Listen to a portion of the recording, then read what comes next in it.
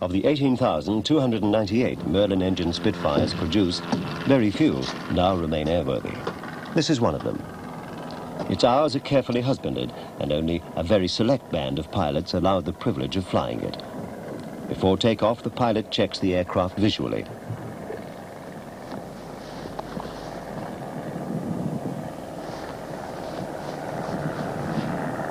The creep marks are in line, no cuts on the tires. The four-bladed propeller has no nicks or fluid leaks. The condition of the elevators is carefully examined. Any distortion will make the Spitfire very difficult to control. The rudder must have full, unrestricted movement. Trim tab neutral and hinge blade satisfactory.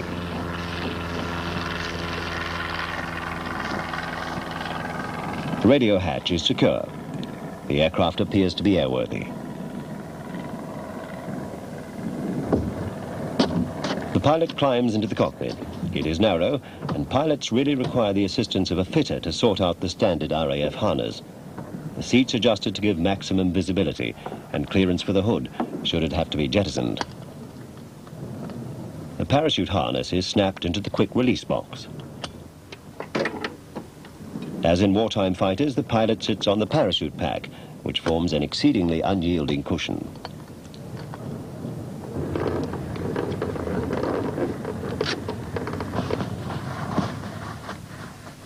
Flying gloves are donned to give a secure grip on the controls.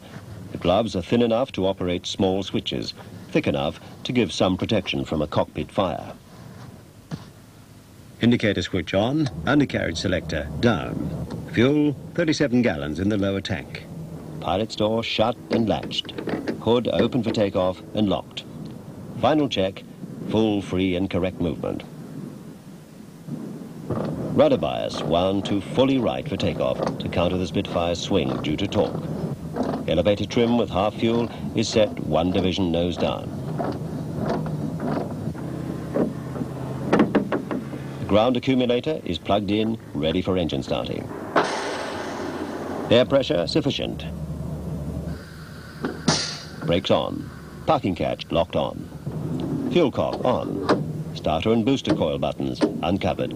Magneto switches off. Throttle set, ½ inch open. Propeller constant speed control, fully forward.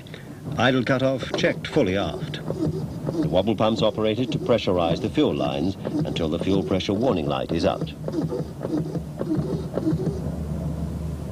The Kai gas primer is unscrewed. On a cold day, up to 7 strokes are needed. The 2 ignition switches are switched on. Contact.